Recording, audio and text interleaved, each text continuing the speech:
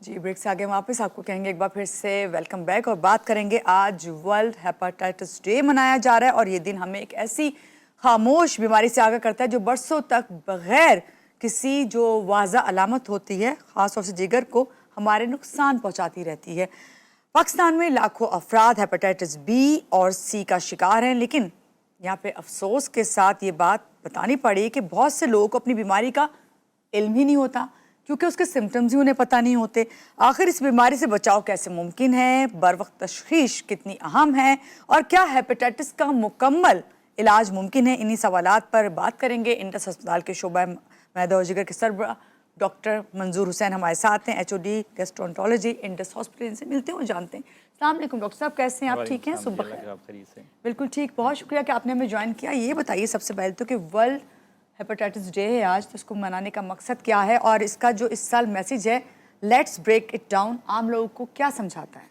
अच्छा देखिए, world hepatitis day मनाने का मकसद ये है कि दुनिया भर में जो हेपेटाइटिस जो वायरस है उनके केसेस मुसलसल एक रफ्तार के साथ बढ़ते ही जा रहे हैं वक्त के साथ साथ।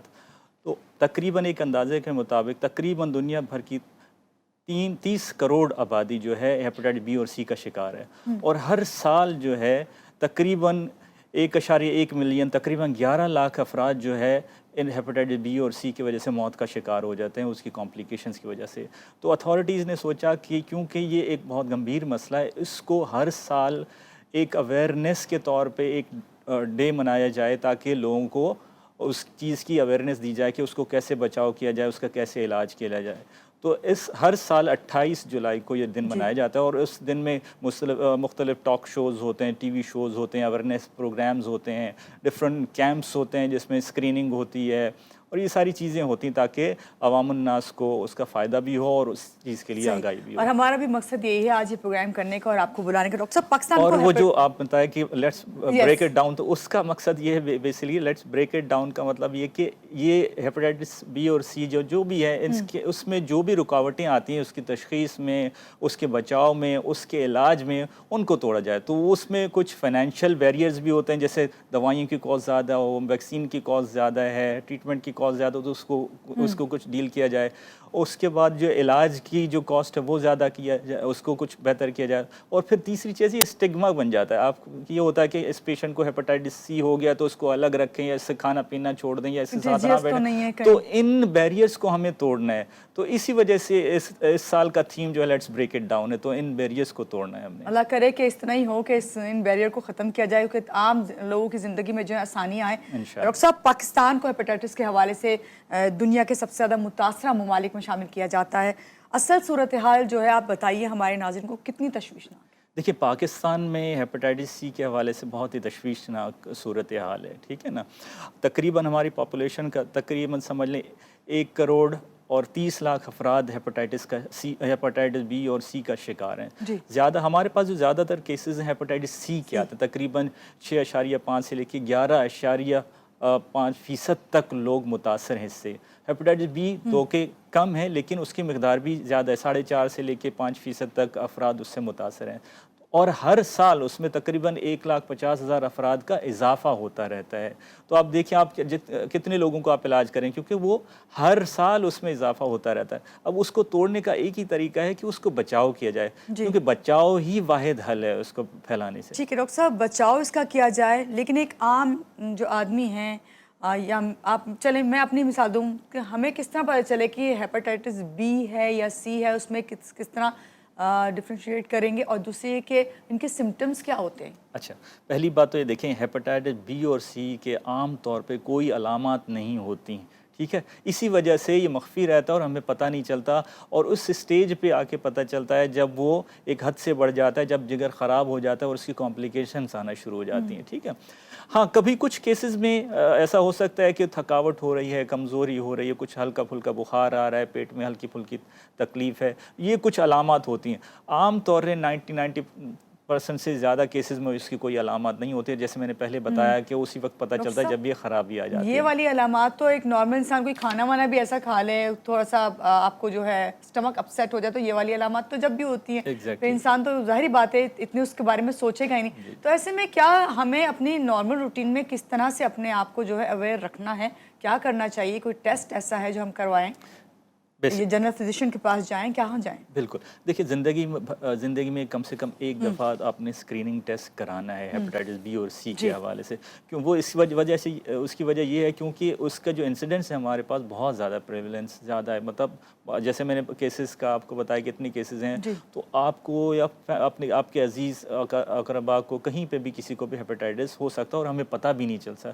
تو اس لیے بہتر یہ ہوتا کہ ایک دفعہ کہیں بھی قریبی اسپتال میں کسی سینٹر پہ جا کے ایک اسکریننگ ٹیسٹ ضرور کرا لینا چاہیے. وہ چھوٹے اسکریننگ ٹیسٹ ہوتے ہیں، اس میں ہمیں پتہ چل جاتا ہے کہ ہیپیٹائٹس سی ہے، بی ہے، کیا چیز ہے. اگر تو دیکھیں نیگیٹو ہے تو ہیپیٹائٹس بی کی ویکسینیشن موجود ہے، وہ ہم آپ تجویز کریں کہ لگوائیں ہیپیٹائٹس بی کی.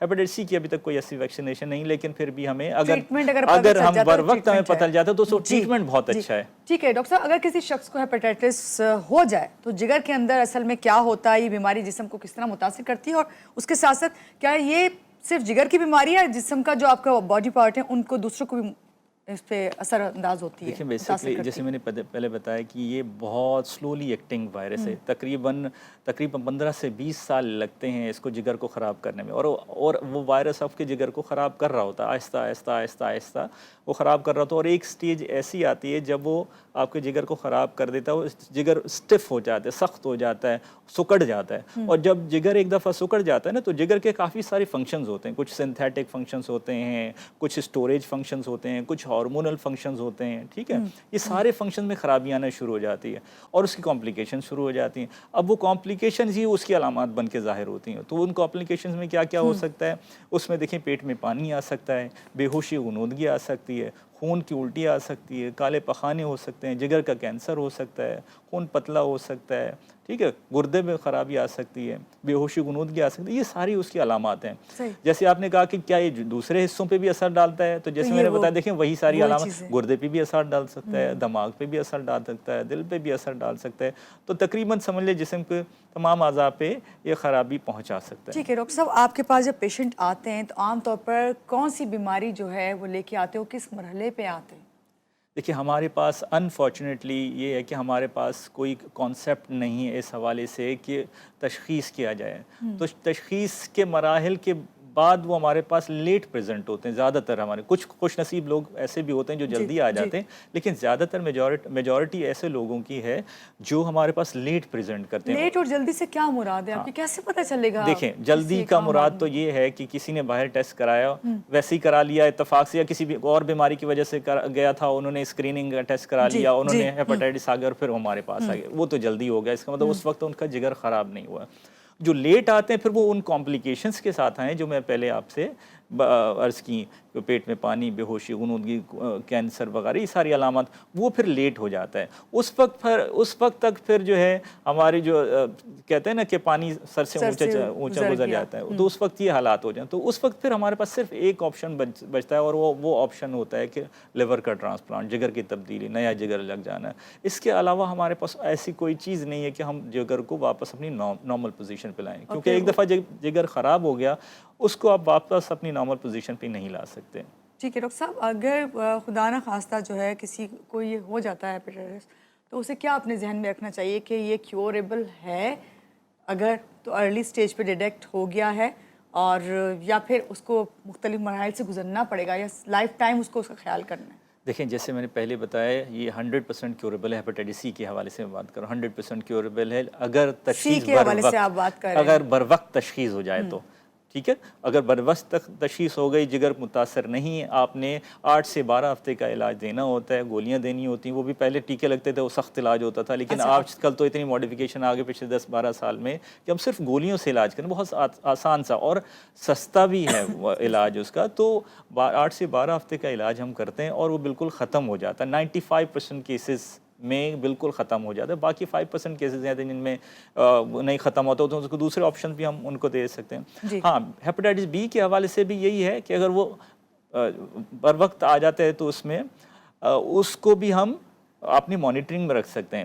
عام طور پہ ہیپاٹائٹس بی کے جو پیشنٹس ہوتے ہیں نا, انفارچونیٹلی اس کا کوئی مکمل علاج نہیں ہے, ٹھیک ہے نا. 100 لوگوں کو اگر ہیپاٹائٹس بی ہے تو صرف ایک شخص کا, ایک یا دو شخص کا یا تو ٹریٹمنٹ سے ختم ہوتا ہے یا پھر کوئی علاج دیں تو اس سے ختم ہو رہا ہے. باقی 98-99% میں ختم نہیں بی ہوتا والے کا بی والا. لیکن یعنی وہ زیادہ خطرناک ہے. خطرناک تو دیکھیں دونوں ہی اگر لیٹ پریزنٹ ہوتے ہوں, لیکن کہنے کا مطلب ہے کہ ہیپاٹائٹس سی کا علاج موجود ہے, ہیپاٹائٹس بی کا اتنا اچھا علاج ابھی تک موجود نہیں ہے. ڈاکٹر صاحب آپ سے اور بھی بات کرنی ہے اسی کے حوالے سے, اور یہ آپ سے پوچھیں گے پاکستان میں کیوں اتنے کیسز جو ہیں بڑھ رہے ہیں, کیا وجہ ہے, کیا وہ جو ہم کہتے ہیں کہ یوز ہوئی ہوئی سرنجز ہیں یا اور بھی بہت سے عوامل ہیں. لیتے ہیں ایک چھوٹی سی بریک, واپس آتے ہیں, رہیے گا ہمارے ساتھ.